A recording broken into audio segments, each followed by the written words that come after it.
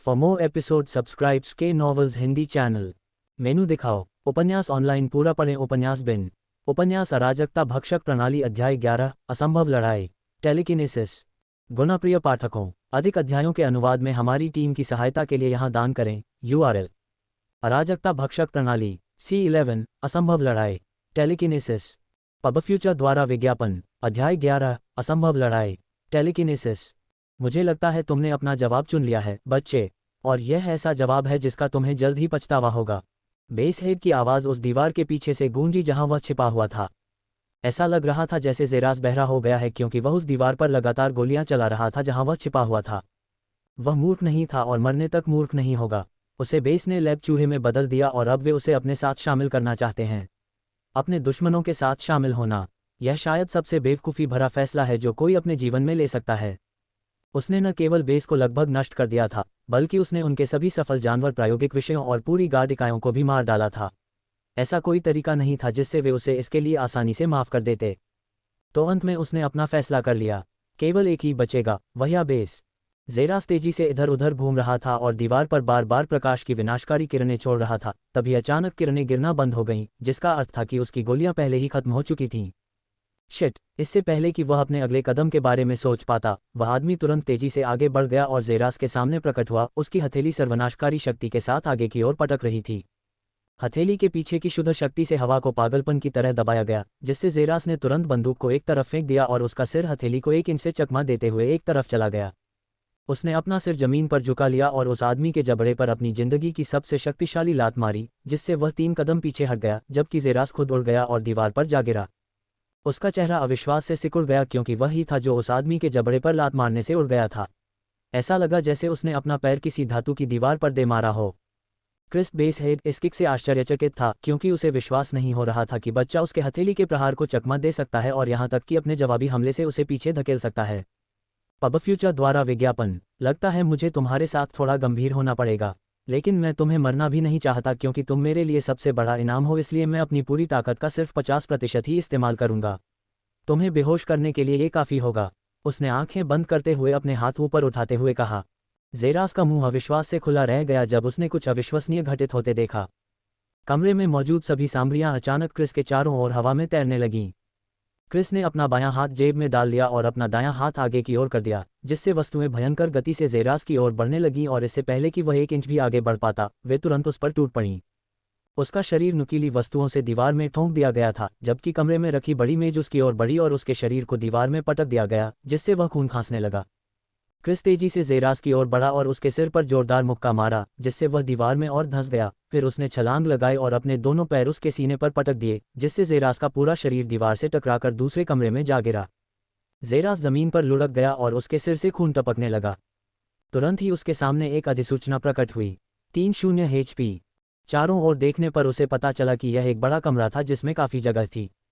Chris धीरे धीरे छेद में घुसा और जेरास को देखकर मुस्कुराया। ओह, तुम इसके बाद भी खड़े रह सकते हो। चलो देखते हैं तुम कितनी देर तक टिक सकते हो। उसने तुरंत अपने हाथ आगे बढ़ाए क्योंकि उसके पीछे तैरती हुई विभिन्न नुकीली वस्तुएं जेरास की ओर बढ़ रही थीं। डैश सक्रिय करें। जेरास का आकार अचानक कमरे में आगे की ओर बढ़ा और क्रिस के करीब आने की कोशिश करते हुए प्रक्षेपियों को चकमा देने लगा, लेकिन उसके सभी प्रयासों को क्रिस ने रोक दिया, जिसने प्रक्षेपियों को पूरी तरह से नियंत्रित किया और जेरास को उसके पास आने से रोक दिया। पबफ्यूचर द्वारा विज्ञापन। सिस्टम अधिसूचना एक बार फिर दिखाई दी। ऊर्जा 20/65। मुझे इसे जल्दी खत्म करना होगा। जेरास ने अचानक तेजी से दिशा बदली। दीवार पर उतरते ही वह अगले ही पल जहां खड़ा था वहां से दूसरी दीवार की ओर कूद गया। उसका शरीर कमरे में इधर उधर घूम रहा था, एक दीवार से दूसरी दीवार पर उछल रहा था। उसने क्रिस की ओर आगे बढ़ने से पहले पूरी ताकत जुटा ली थी। क्रिस ने तुरंत अपना सिर पीछे की ओर घुमाया क्योंकि उसने महसूस किया कि वहां से कुछ उड़ रहा है, जिससे उसने सभी प्रक्षेपास्त्रों को उस दिशा में भेज दिया जिससे जेरास को गंभीर रूप से घायल करने और फिर उसे आसानी से पकड़ने की मंशा थी। लेकिन आखिरी सेकंड में उसका चेहरा बदल गया क्योंकि उसने देखा कि यह केवल एक धातु की छड़ थी। उसने तेजी से अपनी नज़र पीछे की ओर घुमाई और जल्दी से पीछे हटने की कोशिश की, लेकिन ऐसा लग रहा था कि वह अभी भी धीमा था क्योंकि एक खंजर भयावह गति से उसकी गर्दन की ओर बढ़ रहा था। पोची! हॉल में किसी चीज़ के छेदने की आवाज़ गूंज उठी। क्रिस ने जेरास के हाथ को कसकर पकड़ रखा था, जिसने खंजर को उसकी गर्दन पर रखा था, लेकिन जेरास यहीं नहीं रुका। क्रिस की गर्दन में छेद करते हुए उसने तुरंत उसके पेट को सीधा फाड़ दिया और उसे निकालने से पहले उसमें से खून बहने लगा। अगले ही पल उसका खंजर तुरंत क्रिस की जांघ की ओर चला गया और उसने अपनी धार बार बार क्रिस की जांघ में घुसा दी, जिससे उसकी सारी मांसपेशियां फट गईं। क्रिस की आंखें चौंक कर चौड़ी हो गईं जब उसने जेरास की ओर इशारा किया। एक तेज सर्जिकल चाकू तुरंत जेरास के सिर की ओर बढ़ा, लेकिन वह इसे चकमा देने में कामयाब रहा क्योंकि चाकू उसके कंधे में घुस गया, लेकिन उसने इसे अनदेखा कर दिया जैसे कि उसे दर्द महसूस ही न हो। जेरास तुरंत जमीन पर झुका और उसने अपना पैर क्रिस के पैरों पर पटक दिया, जिससे वह फर्श पर क्षैतिज रूप से लेट गया। इससे पहले कि उसका खंजर तुरंत उसकी गर्दन की ओर बढ़े, उसने उसे छेद दिया और क्रिस के शरीर को जमीन पर पटक दिया, जिससे फर्श पर एक छोटा सा गड्ढा बन गया और खंजर क्रिस की गर्दन में घुस गया और उसे जमीन पर गिरा दिया। जेरास धीरे से खड़ा हुआ और क्रिस के चेहरे पर भय के भाव को देखता रहा, फिर उसके मुंह से एक बासी सांस निकली। क्रिस के मृत शरीर की ओर बढ़ते हुए उसने कपड़े धोने का काम बंद कर दिया और प्रतीक्षा करने से पहले उसने घड़ी पर कुछ अंक दबाए। नमस्ते, मैं यही बोल रहा हूँ, आपातकालीन स्थिति क्या है? मुझे नहीं पता कि मैं कहाँ हूँ। किसी गुप्त अड्डे पर जहाँ मनुष्यों को प्रायोगिक विषयों में बदल दिया जाता है। कृपया पता लगाने की कोशिश करें। यह एक बड़ी आपात स्थिति है। जल्दी करें, जेरास ने कहा जब उसका शरीर जमीन पर गिरा। उसके शरीर पर घावों से खून बह रहा था। उसकी निगाहें धुंधली थीं क्योंकि उसके सिस्टम पर अलग अलग सूचनाएं बज रही थीं, लेकिन वह पहले ही जा चुका था और उसकी चेतना तेजी से अंधेरे में डूब रही थी। यद्यपि लड़ाई लगभग असंभव थी, फिर भी अंततः वह जीत गया। इसका मुख्य कारण यह है कि प्रतिद्वंद्वी ने उसकी ताकत को कम आंका तथा उसे मारने के बजाय उसे जीवित पकड़ने का प्रयास किया। पब फ्यूचर द्वारा विज्ञापन। संपर्क टॉस साइट मैप दान करें, मेनू दिखाओ। उपन्यास ऑनलाइन पूरा पढ़ें। उपन्यास बिन। उपन्यास अराजकता भक्षक प्रणाली अध्याय 12 EIA का आगमन। गुणप्रिय पाठकों, अधिक अध्यायों के अनुवाद में हमारी टीम की सहायता के लिए यहाँ दान करें। URL: अराजकता भक्षक प्रणाली C12 EIA का आगमन। पब फ्यूचर द्वारा विज्ञापन। अध्याय 12 EIA का आगमन। आग की लपटों में घिरी एक विशालकाय वस्तु हवा को चीरती हुई अत्यंत तीव्र गति से घूम रही थी, जिससे हवा के बड़े बड़े छल्ले दिखाई दे रहे थे, जो ये दर्शा रहे थे कि वह लगातार ध्वनि अवरोधों को चीरती जा रही है। वस्तु पर आग की लपटें हवा के घर्षण के कारण उत्पन्न हो रही थीं, जिससे वह उल्का जैसी प्रतीत हो रही थी, सिवाय इसके कि ये 10 गुना तेज थी। बैंगनी ऊर्जा इसके पीछे चल रही थी, जो कि केवल एक चीज थी जिसे देखा जा सकता था क्योंकि यह सेकंड में हजारों मील पार कर गया था। ये वस्तु एक बड़े महासागर के बीच में पहुंची और तुरंत ही इसमें सिर के बल गोता लगा दिया, जिससे समुद्र में एक विशाल छेद दिखाई देने लगा और आसपास का पानी अविश्वसनीय गर्मी से तुरंत उड़ गया। ये वस्तु पानी में तेजी से आगे बढ़ती हुई तेजी से जमीन पर उतरी और फिर एक विशाल पनडुब्बी के सामने रुक गई जो विशाल महासागर के नीचे तैर रही थी। वस्तु के चारों ओर की लपटें धीरे धीरे छट गईं और उस वस्तु की आकृति दिखाई देने लगी जो एक अंतरिक्ष यान था। इसका शरीर गहरे और लाल रंग के मिश्रण से खूबसूरती से रंगा हुआ था, जबकि सामग्री इसके शरीर पर व्यवस्थित गहरे प्रकाश जैसे तराजू से चमक रही थी। यह निश्चित रूप से एक अविश्वसनीय रूप से टिकाऊ सामग्री थी क्योंकि यह लगभग 1000 डिग्री सेल्सियस के घर्षण की गर्मी को झेल सकती थी और साथ ही एक भी खरोंच के बिना ध्वनि अवरोधों को चीरने में सक्षम थी। अंतरिक्ष यान पर उसके मालिक को दर्शाने वाले 3 बड़े अक्षर अंकित थे। EIA पब फ्यूचर द्वारा विज्ञापन। अंतरिक्ष यान पानी के नीचे रुक गया क्योंकि इसका एक हिस्सा धीरे धीरे खुल गया। गहरे लाल रंग के युद्ध सूट पहने 5 लोग तुरंत अंतरिक्ष यान से बाहर निकले और अविश्वसनीय गति से पनडुब्बी की ओर बढ़े। विशालकाय पनडुब्बी के सामने पहुंचते ही उनमें से एक ने अचानक अन्य 4 को अपनी बाहों में जकड़ लिया और पनडुब्बी की ओर बढ़ने लगा, फिर धातु की दीवार में इस तरह घुस गया जैसे कि वह अस्तित्व में ही न हो और 5 की आकृति उसके भीतर गायब हो गई।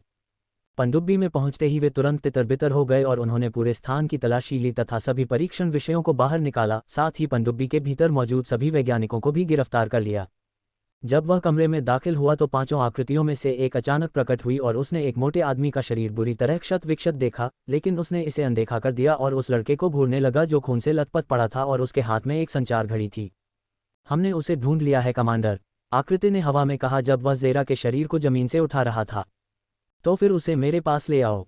नोटिस सर, गहरे लाल रंग के युद्ध सूट में आदमी ने कहा और धीरे धीरे पनडुब्बी से बाहर निकला। योजक चिन्ह योजक चिन्ह योजक चिन्ह योजक चिन्ह योजक चिन्ह योजक चिन्ह। जेरास ने धीरे से अपनी आंखें खोलीं, उसकी नज़र छत की सफ़ेदी में समा गई थी। उसका सिर थोड़ा धुंधला था और सिर में दर्द हो रहा था, लेकिन उसने इस भावना को दबा दिया और जगह जगह घूरने लगा। मैं कहाँ हूँ? वह बुदबुदाया जब उसे अचानक महसूस हुआ कि किसी प्रकार की ठंडी ऊर्जा उसकी छाती से उसके शरीर में प्रवाहित हो रही है। उसकी छाती की ओर देखने पर उससे 1 इंच की दूरी पर एक बर्फ जैसा सफ़ेद हाथ दिखाई दे रहा था और उस हाथ से ऊर्जा की एक हरी लहर निकलकर जेरास की छाती से होकर गुजर रही थी। पब फ्यूचर द्वारा विज्ञापन। उसने धीरे धीरे अपनी धुंधली दृष्टि को स्रोत की ओर बढ़ाया, लेकिन जेरास ने जो देखा उससे उसकी धुंधली दृष्टि तुरंत दूर हो गई और वह वहीं स्तब्ध खड़ा रहा। उसके बगल में घुटनों के बल बैठी और उसके सीने पर हाथ रखे एक 16 साल की खूबसूरत लड़की थी। उसके बर्फ जैसे सफ़ेद बाल उसके चारों ओर बिखरे हुए थे, उसके पैरों के नीचे तक फैले हुए थे और उसकी पन्ने जैसी हरी आंखें ध्यान में डूबी हुई थीं। उसका चेहरा ऐसा था जैसे पूर्णता द्वारा तराशा गया हो और उसके चेहरे जैसे लाल होंठ दुनिया में मौजूद सबसे खूबसूरत रेफरी जैसे हों। बैंगनी रंग की चमकती हुई टॉप और स्कर्ट पहने हुए, जिस पर खूबसूरती से सजाए गए तराजू थे। कोई सोच सकता था कि यह धातु है, लेकिन कपड़े को हवा में हल्के से उड़ते हुए देखा जा सकता था, जिससे कोई भी आश्चर्य कर सकता था कि यह किस प्रकार का वस्त्र है। ये सबसे सुंदर मानव था जिसे जेरास ने जन्म देने के बाद से कभी देखा था। वह बस वहां मुंह खोले लेटा था और उसके पास शब्दों से परे आश्चर्य था। ओह, तुम अंततः जाग गए, एक मधुर आवाज उसके मुंह से निकली, जबकि जेरास मूर्खतापूर्ण तरीके से वहां लेटा हुआ था, लेकिन तुरंत ही उसे होश आ गया। उम्मा, हाँ हाँ, मैं, धन्यवाद, उसने आगे की ओर देखते हुए कहा और थोड़ा शर्मिंदा भी हुआ। इतनी खूबसूरत लड़की के सामने ऐसे घूरना थोड़ा अपमानजनक था, लेकिन उसे कौन दोषी ठहरा सकता था। अनाथालय में सभी लोग बड़े पेट वाले दुबले पतले लड़के थे और वहां मोटी महिला रसोइयों और उसकी खूबसूरत दादी मियाँ को छोड़कर कोई भी लड़की नहीं थी। लड़की धीरे से अपने पैरों पर खड़ी हुई और बिना कुछ कहे कमरे से बाहर चली गई। जेरास तुरंत उठ खड़ा हुआ और उसकी नज़र तुरंत सामान्य जेरास पर लौट आई। उसे कम से कम पता था कि वह सुरक्षित है। जो कुछ हो रहा था उसे देखते हुए, और यह केवल एक ही चीज़ के कारण हो सकता था। याए ने आखिरकार उसकी पुकार पर ध्यान दिया। बिस्तर से उठकर उसने देखा कि उसके शरीर पर कोई चोट नहीं थी, बल्कि वह पहले से कहीं ज्यादा सफ़ेद और स्वस्थ दिख रहा था। वह तुरंत उस जगह से बाहर निकल गया और उसने देखा कि वहां एक बहुत बड़ा हॉल था। छोटे सफ़ेद बालों वाला एक आदमी बैठ गया और जेरास को घूरने लगा। फिर उसने अपने सामने एक सीट की ओर इशारा किया। जेरास ने उस व्यक्ति की ओर देखा जो अपने पहने हुए सूट को देख रहा था, और उसमें याए का बैज देखा। उसका डर तुरंत दूर हो गया जब वह धीरे धीरे उस आदमी की ओर बढ़ा और उसके सामने बैठ गया। चाय पिएं। पब फ्यूचर द्वारा विज्ञापन। संपर्क टॉस साइट मैप दान करें, मेनू दिखाओ। उपन्यास ऑनलाइन पूरा पढ़ें। उपन्यास बिन। उपन्यास अराजकता भक्षक प्रणाली अध्याय 13, 2 जीवन बदलने वाले विकल्प। गुणप्रिय पाठकों, अधिक अध्यायों के अनुवाद में हमारी टीम की सहायता के लिए यहाँ दान करें। URL: अराजकता भक्षक प्रणाली C13, 2 जीवन बदलने वाले विकल्प। पब फ्यूचर द्वारा विज्ञापन अध्याय 13, 2 जीवन बदलने वाले विकल्प।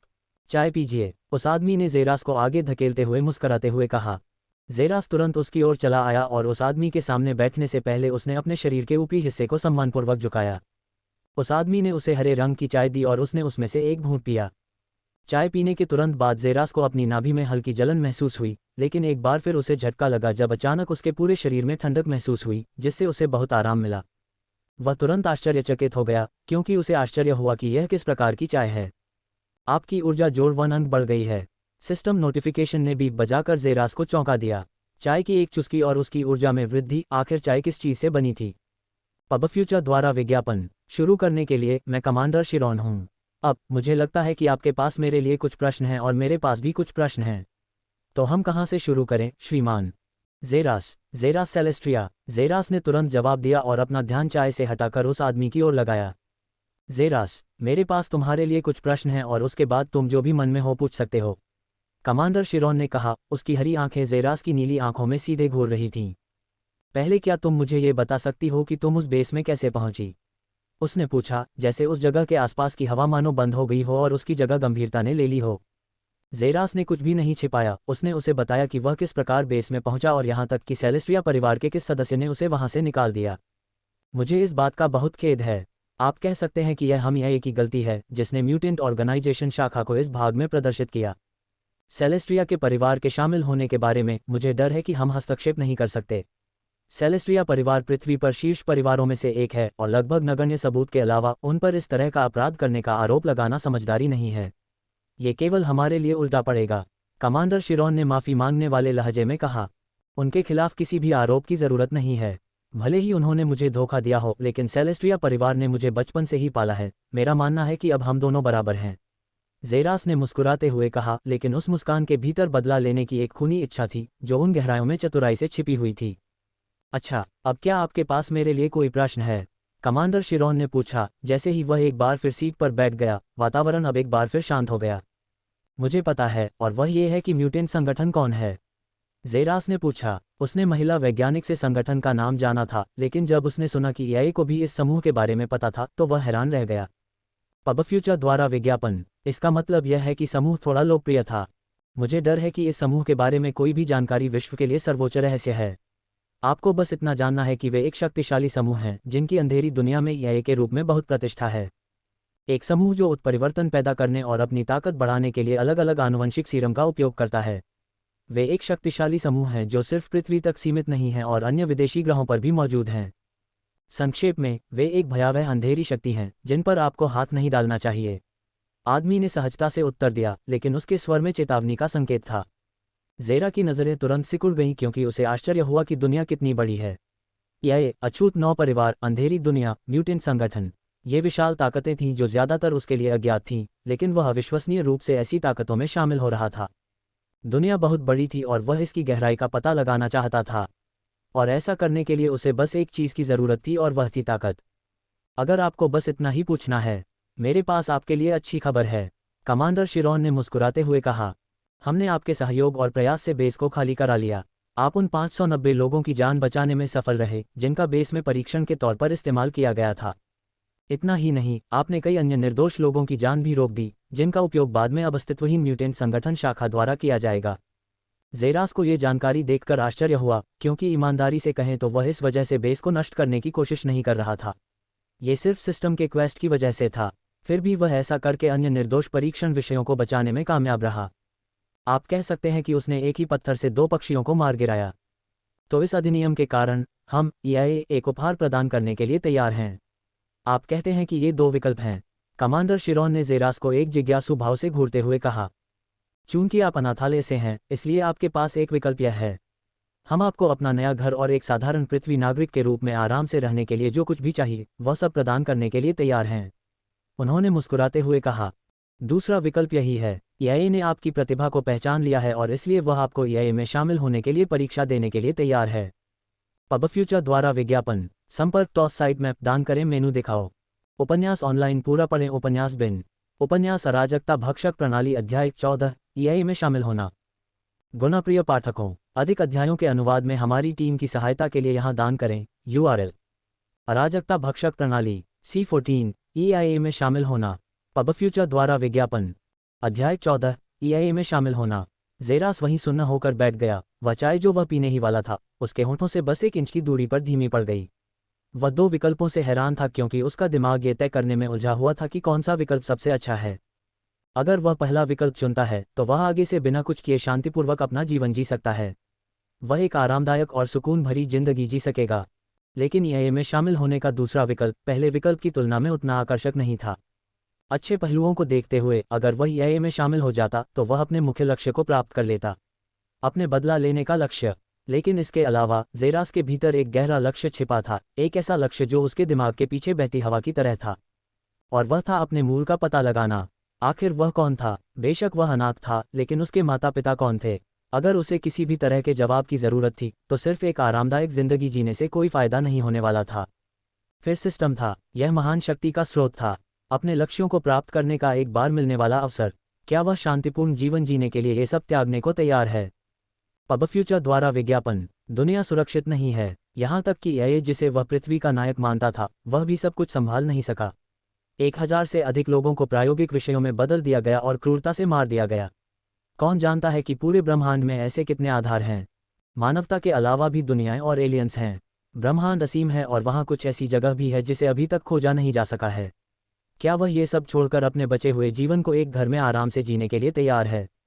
दोनों विकल्प जितने दिख रहे थे उससे कहीं अधिक बड़े थे। या तो अपने लक्ष्य को त्यागकर शांतिपूर्ण और सुरक्षित जीवन जीने का निर्णय था, या फिर अपने लक्ष्यों को अपनाकर जीवन और मृत्यु के बीच झूलते हुए जीवन जीने का निर्णय था। कमांडर शिरोन, जो ज़ेरास के सामने बैठा था, उसे प्रसन्नता से देख रहा था, जबकि वह बिना कुछ कहे ज़ेरास को अपने निर्णय पर सोचने का समय दिए अपनी चाय की चुस्की ले रहा था। ज़ेरास ने धीरे से सांस छोड़ते हुए कमांडर शिरोन की हरी आंखों में देखते हुए अपना निर्णय लिया। मैंने EIA में शामिल होना चुना है। कमांडर शिरोन के कानों में एक मुस्कान फैल गई जो लगभग चौड़ी हो गई थी और वह हल्की सी हंसी के साथ हंस पड़े। मैंने तुम्हें शांतिपूर्ण जीवन जीने या अपने लक्ष्यों का अनुसरण करने की अनुमति दी है, और तुमने अपने लक्ष्यों को पूरा करने के लिए शांतिपूर्ण जीवन को त्यागने का विकल्प चुना। तुमने मेरी स्वीकृति अर्जित की है, बेटा। कमांडर शिरोन ने उसकी नीली आंखों में चमक के साथ घूरते हुए कहा। ज़ेरास ने उसे अजीब भाव से देखा क्योंकि उसने देखा कि वह आदमी अपने फैसले से अजीब तरह से खुश था, कुछ ऐसा जिसका कारण उसे नहीं पता था। पब फ्यूचर द्वारा विज्ञापन। तुम भाग्यशाली हो बेटा, मैं अपनी पोती को भी EIA परीक्षण स्थल पर ले जा रहा हूँ। चूंकि तुमने EIA में शामिल होने का फैसला किया है तो हम सही जगह पर हैं। मैं तुम्हें भी वहां छोड़ दूंगा। आप इसे एक सप्ताह का उपयोग हमारे वहां पहुंचने से पहले दुनिया से परिचित होने के लिए कर सकते हैं। कमांडर शिरोन ने कहा, जब उनके हाथों में 2 विशाल पुस्तकें दिखाई दीं। उसने उसे जेरास की ओर फेंका, जिसने उसे पकड़ लिया।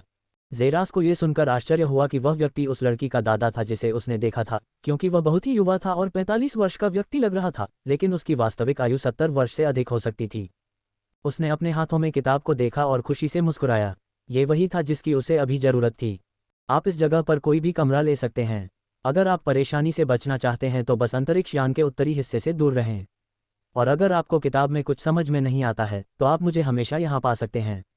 आदमी ने हंसते हुए कहा, जब जेरास ने बाहर जाने से पहले उसकी ओर गहरा प्रणाम किया।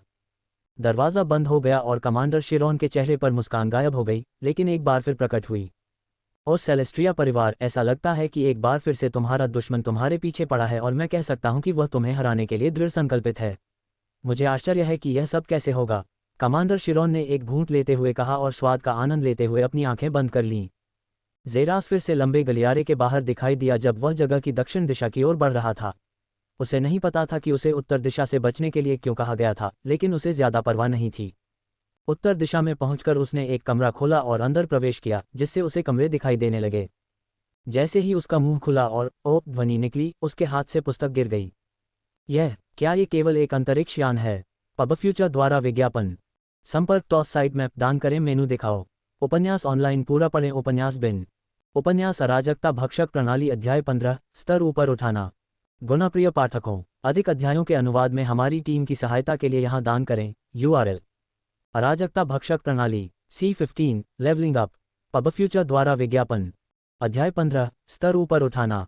जेरास के मुंह ने एक ओ आकार का निर्माण किया और वह अंदर से चिल्लाया, क्या ये केवल एक अंतरिक्ष यान है? वह जिस कमरे में था वह सचमुच बहुत ही भयावह था, हालांकि उसका आकार केवल 22 से 28 फीट था।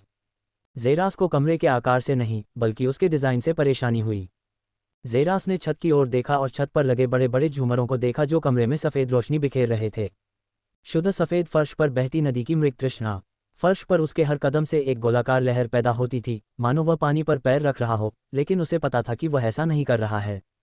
इसके अलावा कमरे के सबसे दूर वाले कोने में एक विशाल बिस्तर था, जिस पर 5 वयस्क पुरुष सो सकते थे और उनमें से केवल एक ही जमीन पर गिरता था।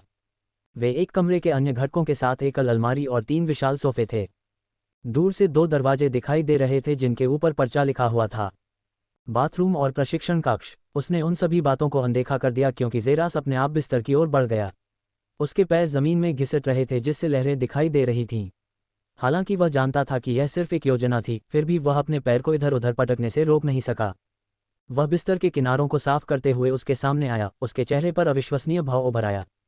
केवल एक शब्द ही बता सकता है कि उसने क्या महसूस किया। मुलायम, बेहद मुलायम, एक बच्चे के नितंब से भी अधिक मुलायम। वह तुरंत उस पर कूद पड़ा, जैसे कमरे की दीवारों के भीतर एक सुकून भरी आवाज़ गूंज उठी हो।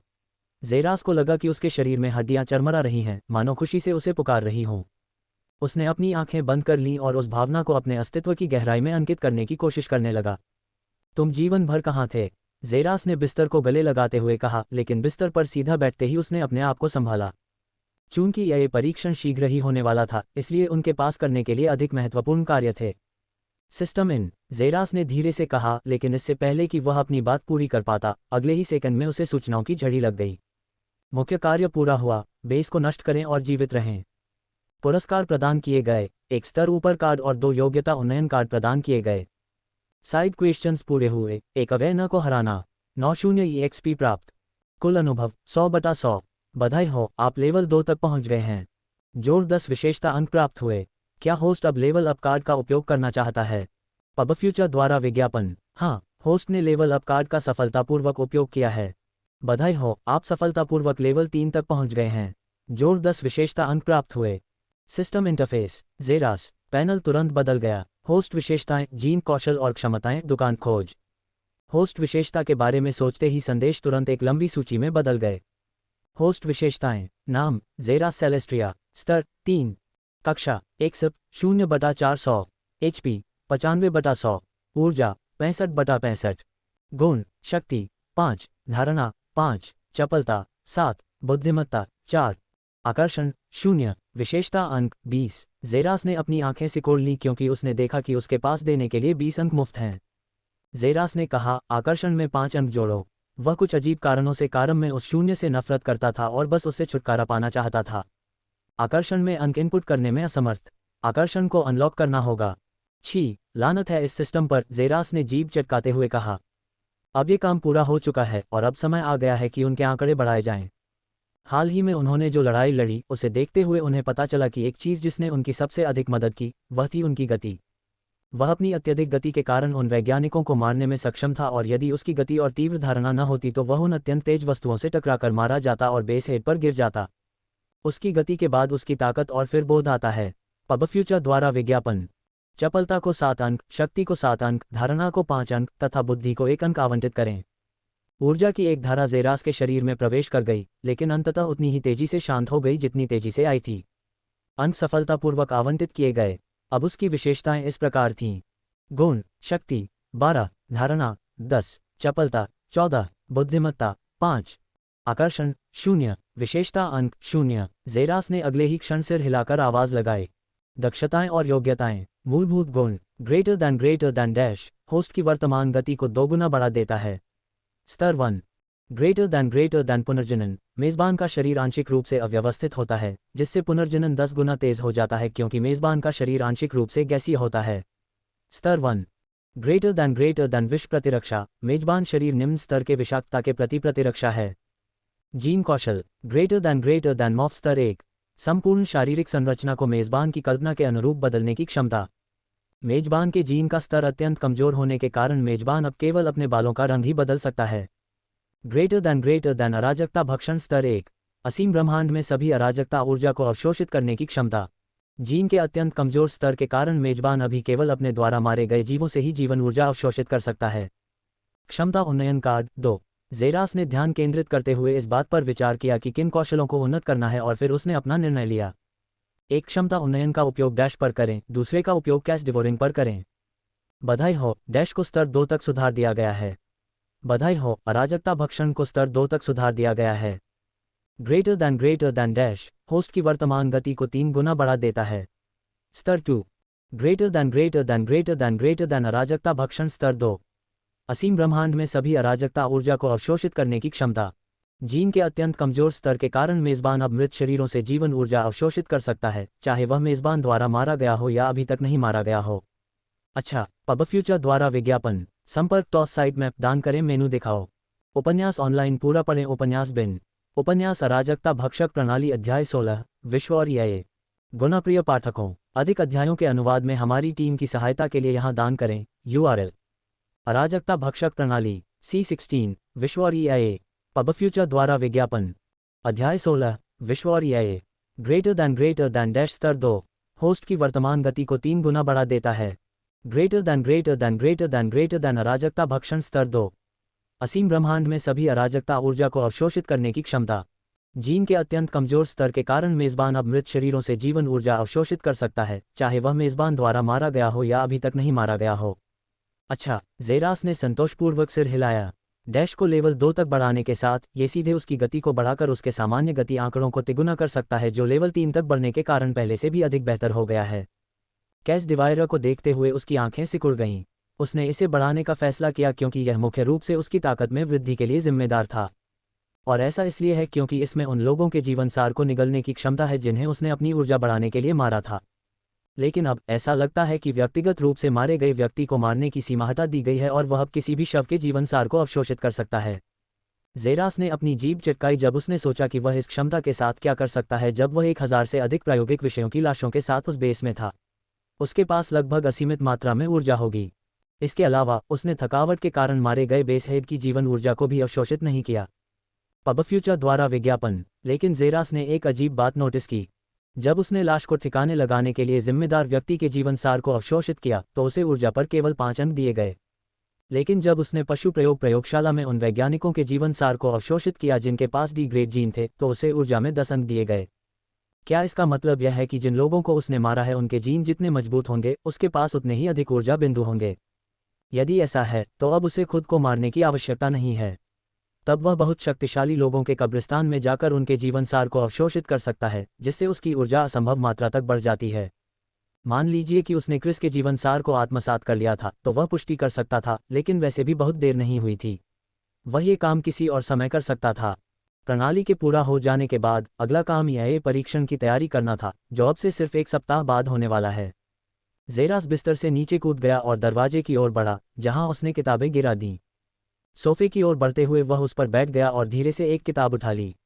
किताब के कवर को देखते हुए उसने देखा कि उसका शीर्षक था विश्व और एआई। पहला पृष्ठ खोलने पर इसमें लिखा है, वर्ष 3016 में पृथ्वी में एक परिवर्तन हुआ जिसने संसार की नींव को हमेशा के लिए बदल दिया। वैज्ञानिकों ने इसे टैग किया महान विकास। पब फ्यूचर द्वारा विज्ञापन। किसी रहस्यमयी शक्ति के कारण, जिसका आज तक विज्ञान द्वारा स्पष्टीकरण नहीं हो पाया है, पृथ्वी बलपूर्वक मंदाकिनी आकाशगंगा से दूर चली गई है। इस नई आकाशगंगा से ऊर्जा ने पृथ्वी पर आक्रमण किया, जिसके कारण इसमें परिवर्तन हुआ तथा इसमें रहने वाले प्रत्येक प्राणी का विकास हुआ। विचित्र नए जीनोम, जो किसी कारणवश पहले नहीं खोजे गए थे, उन्हें उस ऊर्जा द्वारा जागृत किया गया जिसे मन कहा गया। वर्षों के प्रयोग के बाद मनुष्य ने अंततः इस ऊर्जा का उपयोग करना सीख लिया, जिससे उनकी शक्ति में काफ़ी सुधार हुआ और यहाँ तक कि वे इसे प्रौद्योगिकी में भी लागू करने में सफल रहे, जिससे सभी मनुष्यों के लिए सकारात्मक परिवर्तन का एक महान युग शुरू हो गया। लेकिन सवाल यह है कि इस नई आकाशगंगा में क्या है। पृथ्वी से बाहर यात्रा करते हुए मनुष्य पहली बार एलियन से मिले, एक समूह जिसे साइडॉफ्स कहा जाता है। साइडॉफ्स और ह्यूमंस के बीच पहली मुलाकात अच्छी नहीं रही, जिसके कारण दोनों समूहों के बीच तुरंत युद्ध छिड़ गया। इन आक्रमणकारियों से लड़ने के लिए मनुष्यों को एकजुट होने की आवश्यकता है और इसलिए पहला मानव गठबंधन समूह बनाया गया। यह समूह बनाया गया। पृथ्वी के एक साथ एकत्र होने के बाद साइडॉफ्स और मानवों के बीच युद्ध जारी रहा और अंत में मानवों की जीत हुई। लेकिन सभी साइडॉफ्स को मारने के बजाय ह्यूमंस ने उनके साथ एक समझौता किया। साइडॉफ्स एक एलियन समूह था जो इस आकाशगंगा में मौजूद था और इसलिए उन्हें मैना की अधिक समझ थी और इस नई आकाशगंगा के बारे में अधिक जानकारी थी। इसलिए एक समझौता किया गया जिसके अनुसार साइडॉफ्स को पूरी तरह से मिटा दिए जाने के बजाय एआई के अधीनस्थ बना दिया जाएगा, जबकि वे मानवों के साथ मैना और नई आकाशगंगा के बारे में अपनी जानकारी साझा करेंगे। युद्ध के बाद भी एआई कायम रहा तथा इसका उद्देश्य सभी जीन जागृत करने वालों पर नियंत्रण करना था, साथ ही विदेशी समूहों से लड़ने तथा शत्रुओं का नाश करते हुए मित्र बनाने की जिम्मेदारी भी थी। अपने अत्यंत महत्वपूर्ण मिशन के कारण केवल सर्वाधिक शक्तिशाली जीन जागृतिकर्ताओं को ही इसमें शामिल किया जाता है तथा उनकी परीक्षाएं उत्तीर्ण करना सबसे कठिन होता है। वे एक ऐसा समूह है जिसमें केवल सबसे शक्तिशाली जीन अवेकन ही शामिल हैं तथा उनके रैंक में एलियन जीवन रूपों का एक विविध समूह भी शामिल है। वे पृथ्वी के परम संरक्षक हैं। पब फ्यूचर द्वारा विज्ञापन। संपर्क टॉस साइट मैप दान करें मेनू दिखाओ। उपन्यास ऑनलाइन पूरा पढ़ें। उपन्यास बिन। उपन्यास अराजकता भक्षक प्रणाली अध्याय 17 मन के लिए एक गाइड। गुणप्रिय पाठकों, अधिक अध्यायों के अनुवाद में हमारी टीम की सहायता के लिए यहाँ दान करें। URL अराजकता भक्षक प्रणाली C17 मन के लिए एक गाइड। पब फ्यूचर द्वारा विज्ञापन। अध्याय 17 मन के लिए एक गाइड। ज़ेरास ने धीरे से किताब बंद की और गहरी सांस ली। उसे अब जो जानकारी दी गई थी उस पर उसे यकीन ही नहीं हो रहा था। बेशक वह जीन और एआई के बारे में जानता था, लेकिन पृथ्वी का एक आकाशगंगा से दूसरी आकाशगंगा में स्थानांतरित होना ऐसी बात थी जिसके बारे में वह नहीं जानता था। कम से कम अब उसे एआई के पीछे की सच्चाई समझ में आ गई है और एलियन समूहों से मिलने के विचार ने उसके मन को उत्सुकता से भर दिया है। लेकिन उनके बारे में दी गई जानकारी से पता चलता है कि एआई में शामिल होना कोई आसान काम नहीं होगा। ऐसा नहीं है कि वह इस वजह से डरा हुआ था, बल्कि इसके विपरीत वह खुश था। जब शक्तिशाली जीन जागृतिकर्ताओं की बात आती है तो एआई नंबर 1 समूह है। यह उसके लिए मजबूत होने के लिए सबसे अच्छा विकल्प था। जोखिम के बावजूद एआई में शामिल होना इसके लायक था। ज़ेरास ने दूसरी किताब उठाते हुए उसे टेबल पर गिरा दिया। कवर को देखते हुए इसका शीर्षक था मन के लिए एक गाइड। गहरी सांस लेते हुए उसका शरीर आरामदायक कुर्सी पर आराम की मुद्रा में था और वह विषय वस्तु में डूबा हुआ था। जब हमारे ग्रह पृथ्वी को इस नई आकाशगंगा द्वारा ले जाया गया, जिसे असीम आकाशगंगा नाम दिया गया, एक नई प्रकार की ऊर्जा ने आकाशगंगा से पृथ्वी पर आक्रमण किया। इस ऊर्जा को मन कहा जाता था। पब फ्यूचर द्वारा विज्ञापन। संसार में मन के प्रवेश से वहां उपस्थित प्रत्येक प्राणी में परिवर्तन उत्पन्न हो गया। सबसे स्पष्ट प्रभाव उन जानवरों पर हुआ जिन्हें मन द्वारा बलपूर्वक उत्परिवर्तित किया गया था, जिससे उनकी ताकत अविश्वसनीय स्तर तक बढ़ गई। कुछ की खाल हीरे से भी अधिक कठोर थी और कुछ के पंजे इस्पात को भी काट सकते थे। जानवर अविश्वसनीय रूप से शक्तिशाली हो गए, लेकिन मनुष्यों पर उनका प्रभाव अलग था। मनुष्यों ने अपनी विभिन्न विचित्र शक्तियों का उपयोग करने की क्षमता को देखा और बाद में मानव डीएनए में नए जीनों की एक विचित्र उपस्थिति देखी गई। विभिन्न जीनों की खोज की गई, लेकिन कुछ जीन अन्य की तुलना में अधिक शक्तिशाली थे, जिसके कारण उन्हें विभिन्न श्रेणियों में विभाजित किया गया। जीन से प्राप्त इस क्षमता का उपयोग तो आसानी से किया जा सकता है, लेकिन जल्दी थक जाने के कारण इसका लंबे समय तक उपयोग नहीं किया जा सकता। तभी उन्हें अपनी नाभि के ठीक नीचे एक रहस्यमयी वस्तु मिली। यह एक साधारण गेंद के आकार की वस्तु थी। बाद में इसका नाम मन कोर रखा गया। कई सालों के प्रयोगों के बाद आखिरकार इसके रहस्यों को सुलझा लिया गया। मन का सबसे ज्यादा असर इंसानों पर होता है। जीन के जागरण के साथ एक ऐसी वस्तु की जरूरत थी जो जीन को लंबे समय तक इस्तेमाल करने को सुनिश्चित कर सके, और मनकोर ने इस समस्या का समाधान किया। मनकोर एक ऐसी वस्तु थी जिसका उपयोग मन को संग्रहित करने के लिए किया जा सकता था, और इस प्रकार बिना थकावट के आनुवंशिक क्षमताओं का निरंतर उपयोग संभव हो सका। वर्षों के प्रयोगों के बाद अंततः इसका उपयोग पता चला और प्रथम खेती के चरण स्थापित किए गए।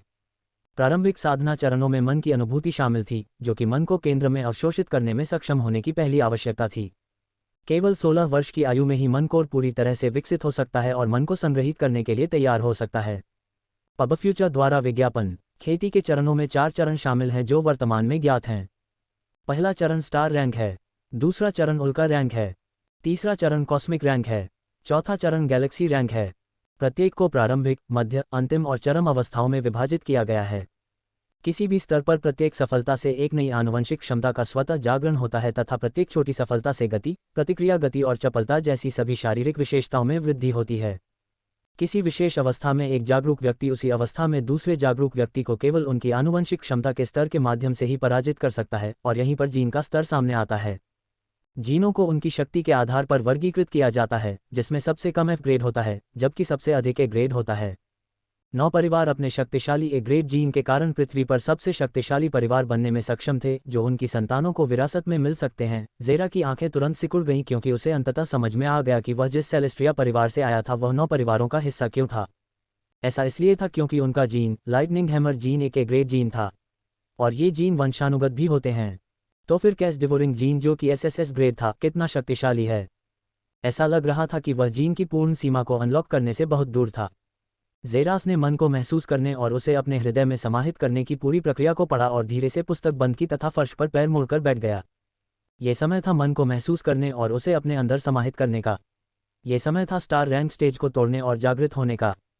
ज़ेरास का दिल उसके अंदर इस प्रत्याशा में धड़क उठा कि स्टार रैंक चरण में कदम रखने के बाद उसमें कौन सी आनुवंशिक क्षमता जागृत होगी। पबफ्यूचर द्वारा विज्ञापन। संपर्क टॉस साइट मैप दान करें, मेनू दिखाओ। उपन्यास ऑनलाइन पूरा पढ़ें। उपन्यास बिन। उपन्यास अराजकता भक्षक प्रणाली अध्याय 18 अशांति पैदा करना।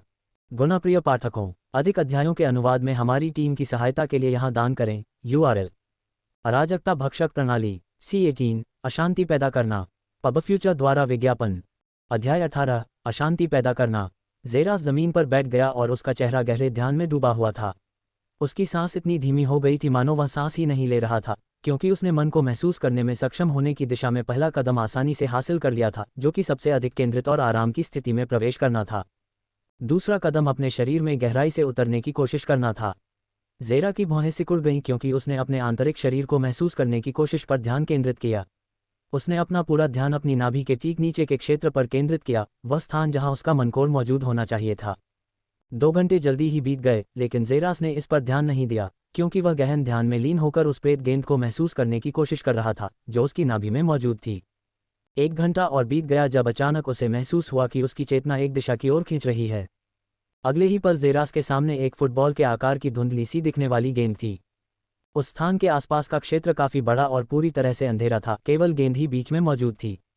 उसने धीरे धीरे अपनी चेतना को गेंद की ओर मोड़ा और खुद को गेंद पर पटक दिया। ज़ेरास के सिर में एक जोरदार विस्फोट हुआ, उसके कान से खून निकलने लगा, लेकिन जिस हालत में वह था उसमें उसे इस बात का एहसास नहीं हुआ। उसने दूसरी बार गेंद पर जोरदार प्रहार किया, जिससे उसके अंगों से और अधिक रक्त बहने लगा। ज़ेरास ने बार बार गेंद पर जोर से प्रहार किया, क्योंकि वह भूल गया था कि वह कितनी देर से गेंद पर प्रहार कर रहा था। तभी अचानक गेंद पर एक छोटी सी दरार आ गई। छोटी सी दरार को देखकर ज़ेरास को तुरंत स्फूर्ति महसूस हुई और उसने गेंद पर तब तक लगातार प्रहार किया जब तक कि दरार चौड़ी नहीं हो गई और जल्द ही एक छेद का रूप ले लिया। जब छेद बन गया तो उसमें से एक भयानक विस्फोट हुआ जिसने उसे तुरंत अंतरिक्ष से उड़ा दिया। उसकी आंखें वास्तविकता के सामने खुल गईं, उसने देखा कि कमरा पूरी तरह खून से लथपथ है। अगले ही पल उसके सामने एक नोटिफिकेशन प्रकट हुआ। ऊर्जा 0/65। पबफ्यूचर द्वारा विज्ञापन। HP 3/100। मेजबान स्वास्थ्य बिंदु को खतरनाक स्तर तक कम कर दिया गया है और अब उसे अस्थायी रूप से निष्क्रिय कर दिया जाएगा।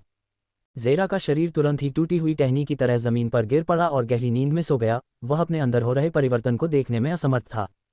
उसके मन के केंद्र में अचानक दरार खुल गई, जिससे आसपास के वातावरण पर एक भयानक अवशोषण बल उत्पन्न हो गया। कमरे के चारों ओर मौजूद मानस तुरंत उसकी नाभि में प्रवेश करने वाले क्षेत्र की ओर एकत्रित हो गया। हवा में मौजूद पूरा मन तुरंत बाहर चूस लिया गया और जैसे कि यह पर्याप्त नहीं था, कमरे में हवा तुरंत एकत्र हो गई क्योंकि कमरे का दरवाजा खुल गया और सारा मन तुरंत ज़ेरा की दिशा में चला गया। योजक चिन्ह योजक चिन्ह योजक चिन्ह योजक चिन्ह योजक चिन्ह योजक चिन्ह। एक बड़े प्रशिक्षण कक्ष में कमांडर शिरोन वहीं बैठे धीरे धीरे सांस ले रहे थे, जबकि हरे रंग की ऊर्जा का एक छोटा सा भौतिक भंवर रहस्यमय तरीके से उनके चारों ओर चक्कर लगा रहा था। एक खास दिशा में देखते ही उसकी आंखें अचानक खुल गईं। उसकी आंखों में एक भूतिया हरा प्रकाश चमक उठा। उसकी नज़र अचानक उसके सामने खड़ी 40 दीवारों को चीरती हुई ज़ेरास की नींद में डूबी हुई आकृति पर जा टिकी और उसका चेहरा आश्चर्य से भर गया। वह पहले से ही अपने मूल को जागृत कर रहा है, और जागृत करने का प्रयास करने पर ऐसी घटना घटित होती है। हो सकता है कि उसके पास कुछ प्रतिभा हो, हालांकि उसने ये सब बहुत लापरवाही से किया। तो फिर मैं उसकी मदद करूंगा, बस इस बार।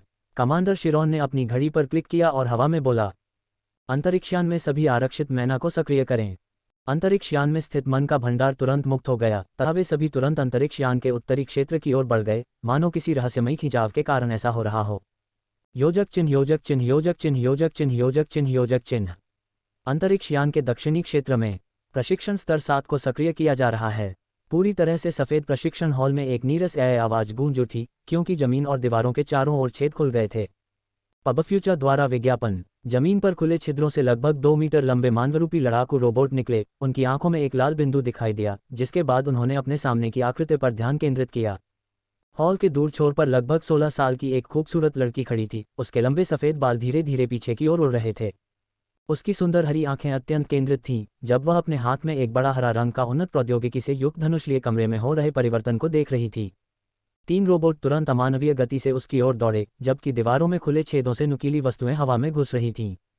लड़की की आकृति तुरंत ही वहां से गायब हो गई जहां वह खड़ी थी। उसकी आकृति आसानी से प्रक्षेपियों के बीच घूम रही थी। उसकी गति न तो बहुत धीमी थी और न ही बहुत तेज, क्योंकि जब प्रक्षेपियों उसे छूने से मात्र 2 इंच की दूरी पर थे तो उसने उन्हें बचा लिया। उसका दौड़ना सुसंगठित कदमों के साथ नृत्य करने जैसा था। अपने हाथ में धनुष लेकर उसने तुरंत रोबोट की ओर तीर चलाया। रोबोट ने तुरंत अपना हाथ उठाया और तीर को दूर भगाने की इच्छा जताई।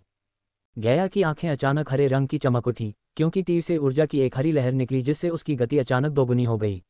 रोबोट चौंक गया क्योंकि तीर उसकी उंगलियों के बीच से फिसल गया और उसके माथे पर जा लगा, जिससे वह जमीन पर धड़ाम से गिरा। 2 और गया ने प्रक्षेपियों के बीच टिमटिमाते हुए फुसफुसाते हुए कहा, जब उसने देखा कि जमीन खुल गई और रोबोट के शरीर को निगल गई। एक रोबोट के पैरों के नीचे एक थ्रस्टर दिखाई दिया जो उसे तेजी से आगे की ओर धकेल रहा था, जबकि उसका हाथ अचानक एक तेज ठंडे ब्लेड में बदल गया। श्रीइंग। हवा उस वार की शक्ति से 2 टुकड़ों में कट गई जब वह तेजी से गया की गर्दन की ओर बढ़ रहा था। गया ने तुरंत अपने धनुष को सीधा खड़ा कर दिया, जिससे उसका ब्लेड अवरुद्ध हो गया, तथा उसने धनुष के दूसरे भाग को रोबोट के चारों ओर लपेटने के लिए इस्तेमाल किया तथा फिर उसे नीचे की ओर खींचा, जिससे रोबोट घुटनों के बल गिर गया। उसने तुरंत रोबोट के धातुयुक्त सिर पर अपना पैर पटक दिया तथा उसका उपयोग करते हुए स्वयं को पीछे की ओर धकेला तथा हवा में ही 2 तीर छोड़े। तीरों से ऊर्जा की एक हरी लहर निकली, जिसमें से एक तीर घुटनों के बल बैठे रोबोट के सिर में घुस गया, जबकि दूसरा तीर उसकी ओर दौड़ रहे दूसरे रोबोट की ओर बढ़ा। तीर तेजी से आगे बढ़ रहा था और रोबोट के माथे से केवल 1 इंच की दूरी पर था। तभी हवा की एक शक्तिशाली लहर कमरे में दाखिल हुई, जिससे तीर की सटीकता बदल गई और तीर रोबोट के माथे के बजाय उसकी आंखों पर जा लगा। आप लगभग उत्कृष्ट अंक के साथ उत्तीर्ण हुए हैं। एआई की आवाज़ कमरे में गूंज उठी, लेकिन गया का ध्यान भटक गया था क्योंकि उसने देखा कि हवा में मान अचानक कम हो रहा था।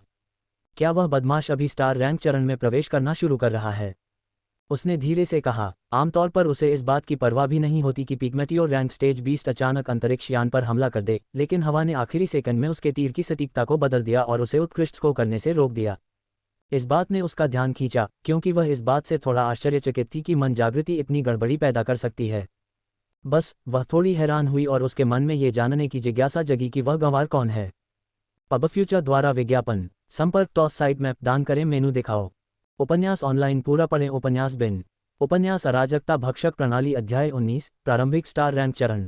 गुणप्रिय पाठकों, अधिक अध्यायों के अनुवाद में हमारी टीम की सहायता के लिए यहाँ दान करें। URL अराजकता भक्षक प्रणाली C19 प्रारंभिक स्टार रैंक चरण। पब फ्यूचर द्वारा विज्ञापन अध्याय 19 प्रारंभिक स्टार रैंक चरण। ज़ेरास ने धीरे से अपनी आंखें खोली तो उसे छत का सफ़ेद रंग दिखाई दिया। वह धीरे से जमीन से उठ बैठा, तभी एक भयंकर गंध अचानक उसकी नाक पर पड़ी, जिससे उसने अपनी दोनों नाकें कसकर भींच लीं।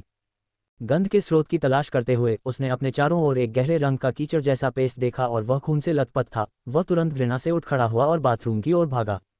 ताज़ा स्नान करने और स्वयं को अशुद्धियों से धोने के बाद जेरास को अधिक जीवंत महसूस हुआ। उसने अपने शरीर पर एक तौलिया लपेटा और कमरे में वापस आ गया। फर्श पर काली गंदगी और खून लगा हुआ था, जिसके कारण उसे तुरंत काम पर लगना पड़ा। योजक चिन्ह, योजक चिन्ह, योजक चिन्ह, योजक चिन्ह, योजक चिन्ह, योजक चिन्ह। 20 मिनट बाद जेरास हाथ में वैक्यूम क्लीनर लिए वहीं खड़ा था और अब चमकते हुए कमरे को देख रहा था। उसने गहरी सांस ली, तभी उसका चेहरा अचानक बदल गया, क्योंकि उसे महसूस हुआ कि हवा में कुछ अलग है। अपनी आंखें बंद करके ध्यान केंद्रित करने पर उसने हवा में अलग अलग रंग बिरंगे कण तैरते देखे और वह हैरान रह गया तथा अवाक रह गया। ये क्या है? माना जेरास ने कभी महसूस नहीं किया था कि आसपास का वातावरण इतना सुंदर था। वहां अलग अलग रंगों के कण थे, लाल, नीला, भूरा, सुनहरा, हरा और गहरा हवा में तैर रहा था, और कुछ तो उसकी त्वचा के पार भी थे। उसकी आंखों में एक खुशी की चमक थी, क्योंकि इसका एक ही मतलब हो सकता था, वह अंततः जागने में सफल हो गया। तुरंत ही पालथी मारकर बैठ गए। जेरास ने अपनी चेतना को अपने मन कोर में भेजा और जो कुछ उसने देखा उससे वह हैरान रह गया। पहले अंधकार में स्थान पर एक चमकीला तारा दिखाई दे रहा था, जो शक्तिशाली अंधकार में चमक बिखेर रहा था, जो अंधकार में स्थान में चमक रहा था। पबफ्यूचर द्वारा विज्ञापन। अंधकार में प्रकाश ऐसा था जैसे अंधकार को भेदती हुई किरणें निकल रही हों, जिससे अंधकार को अंधकार में प्रकाश की किरण द्वारा प्रकाशित किए जाने की एक अजीब घटना उत्पन्न हो रही थी। जेरास ने अपने मन कोर पर ध्यान केंद्रित किया, क्योंकि उसने देखा कि कोर का केवल एक चौथाई हिस्सा ही अंधकार में प्रकाश उत्सर्जित कर रहा था और शेष कुछ भी उत्सर्जित नहीं कर रहा था तथा इसके बजाय खाली दिख रहा था। उसने सिर हिलाकर आखिरकार पुष्टि की। चीजें ठीक इसी तरह होनी चाहिए थीं। किसी को जागृत तभी कहा जाएगा जब वह वातावरण में मन को महसूस कर सके। प्रारंभिक स्टार रैंक जागृत होने के लिए किसी को अपने कोर का कम से कम एक चौथाई हिस्सा मन से भरना होगा। 2/4 का अर्थ है मध्य तारा रैंक, 3/4 का अर्थ है लेट स्टार रैंक और 4/4 का अर्थ है पीक स्टार रैंक या छद्मुल का रैंक। जेरा के कोर को देखने पर पता चला कि यह पहले से ही 1/4 तक भरा हुआ था, जो दर्शाता है कि वह अर्ली स्टार रैंक चरण में था। जेरास अंतरिक्ष से बाहर निकल गया, क्योंकि उसका दिल उम्मीद से धड़कने लगा था। जब कोई व्यक्ति अर्ली स्टार रैंक चरण में प्रवेश करता है, तो वे एक नई क्षमता जागृत करेंगे। प्रत्येक प्रमुख रैंक एक नई आनुवंशिक क्षमता जागृत करेगी। तुरंत ही उसके सामने एक सिस्टम नोटिफिकेशन प्रकट हुआ। बधाई हो, मेजबान मानव जीन के लिए संवर्धन का एक स्रोत बनाया गया है। मेजबान मानव जीन एब्सोल्यूट मॉर्फ जीन को ई-ग्रेड जीन में अपग्रेड किया गया है। मेजबान आनुवंशिक क्षमता मॉर्फ को एक नए जीन में उन्नत किया गया है। अधिसूचना सुनकर जेरास के चेहरे पर एक खुशी भरी मुस्कान खिल उठी, जैसे ही उसने अपना सिस्टम इंटरफेस बुलाया और जेनेटिक स्किल्स टैब पर गया। जीन एब्सोल्यूट मॉर्फ जीन ई-ग्रेड, संपूर्ण शारीरिक संरचना को मेजबान की कल्पना के अनुरूप बदलने की क्षमता। स्थिति अपग्रेड करने योग्य। पबफ्यूचर द्वारा विज्ञापन। जीन कौशल ग्रेटर दैन बायोमॉर्फ स्तर 1। डॉपलगैंगर मॉर्फिंग, मेजबान की अन्य प्राणियों का रूप लेने की क्षमता। जेरा का मुंह खुला का खुला रह गया जब वह इस आनुवंशिक क्षमता को अविश्वसनीय दृष्टि से देख रहा था। दूसरों का रूप बदलना सिस्टम, क्या ये सच है? जेरास ने बस पुष्टि करने के लिए कहा। ये सच है। मेजबान ने अपने मानव जीनोम की एक नई आनुवंशिक क्षमता को जागृत किया है, जिसे बायोमॉर्फ कहा जाता है। यह आनुवंशिक क्षमता मेजबान को दूसरों के जैसा दिखने की क्षमता प्रदान करती है, लेकिन इसमें बहुत बड़ी सीमाएं हैं, जैसे कि भारी मात्रा में ऊर्जा की आवश्यकता और लक्ष्य और मेजबान के बीच शारीरिक अंतर, जो नकल को मुश्किल बना सकता है। सिस्टम ने जवाब दिया, जिससे उसका उत्साह शांत हो गया। जेरास ने चिड़चिड़े एआई को अनदेखा किया और बाथरूम में जाकर आईने के सामने खड़ा हो गया। आईने को देखते हुए उसने अपनी आंखें बंद कर लीं और एक ऐसे व्यक्ति की कल्पना करने की कोशिश की जिसका रूप वह बदल सकता था। जिस बेसहेड से उसने लड़ाई की थी, वह तुरंत उसके सिर में प्रकट हो गया, क्योंकि जेरास ने उस आदमी के चेहरे की स्मृति को अपने सिर में अंकित कर लिया और रूपांतरण की इच्छा की। एक अविश्वसनीय घटना घटी जब जेरास ने देखा कि उसका चेहरा धीरे धीरे क्रिस के चेहरे में बदल गया और उसकी ठोड़ी पर छोटी छोटी दाढ़ियां उगने लगीं। धीरे धीरे उसका शरीर बढ़ने लगा और वह और भी मोटा हो गया। उसकी ऊंचाई धीरे धीरे बढ़कर लगभग 1.8 मीटर हो गई। अब आईने के सामने एक मोटा, काले बालों वाला, दाढ़ी वाला आदमी खड़ा था। जेरास ने अपने चेहरे और दाढ़ी को भी छुआ, क्योंकि उसे एहसास हुआ कि सब कुछ असली था। यह जब बाथरूम में शैतानी हंसी की गूंज गूंजी तो वह आश्चर्य से अपना गला रुंध गया। दूसरों का रूप बदलने की शक्ति के साथ, तो फिर वह किस तरह की मुसीबत में फंस जाएगा। जेरास वहीं खड़ा अपना नया रूप देख रहा था, तभी अचानक एक अधिसूचना उसके सामने आ गई।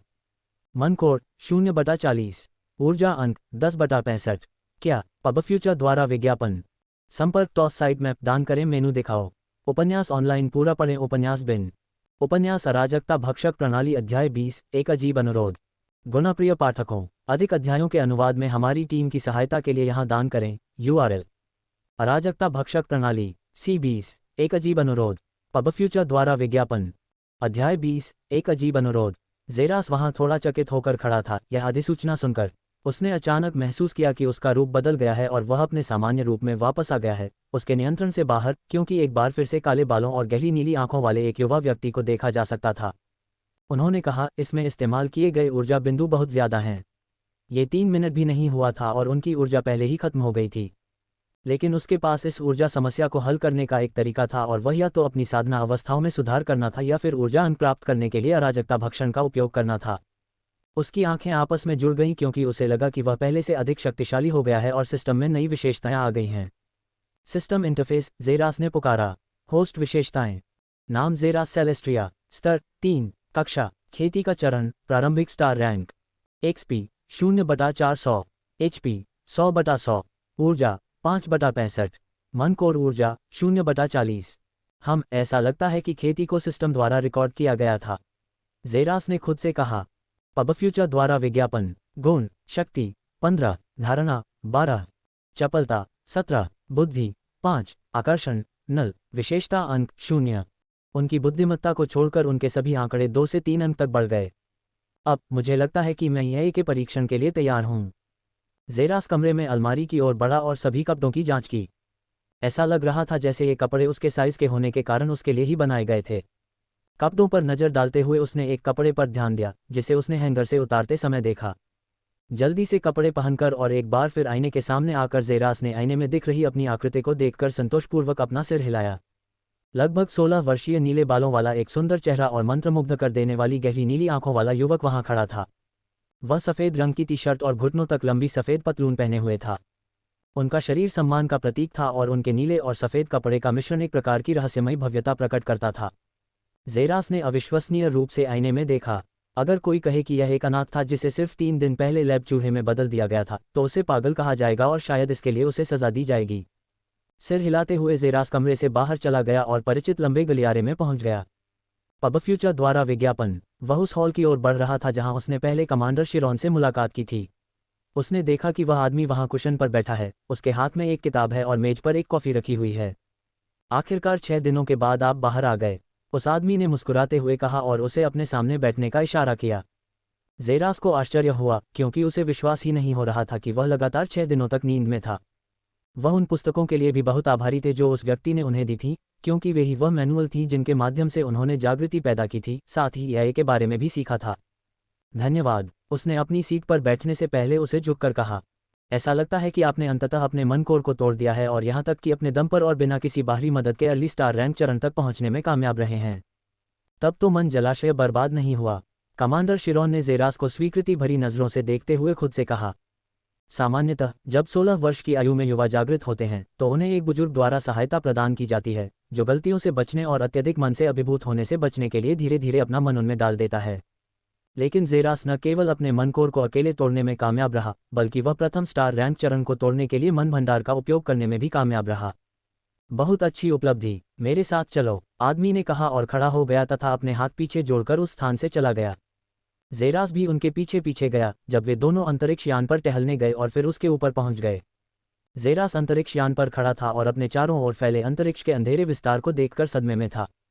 उसने जो तारे देखे वे प्रकाश की एक लंबी किरण मात्र थे, क्योंकि जहाज उनके पास से इतनी तेज गति से गुजर रहा था कि वह गुजरने से पहले उनकी आकृति नहीं देख पाया। यह क्षेत्र अंतरिक्ष यान के सिरे जैसा था, लेकिन इसके चारों ओर एक नीला अवरोध था, जिसके कारण वे गुरुत्वाकर्षण से प्रभावित हुए बिना अंतरिक्ष यान पर खड़े हो सके और अंतरिक्ष के दबाव से कुचले जाने से भी बच सके। अंतरिक्ष के विशाल विस्तार के बारे में आप क्या सोचते हैं? कमांडर शिरोन ने अचानक पूछा जब जेरास ने उस आदमी के चेहरे पर एक संतुष्ट मुस्कान देखी। ये सुंदर है, जेरास ने ईमानदारी से उत्तर दिया। अंतरिक्ष वास्तव में सुंदर था, सितारों की सुंदर रोशनी और शांतिपूर्ण अंधकार के साथ।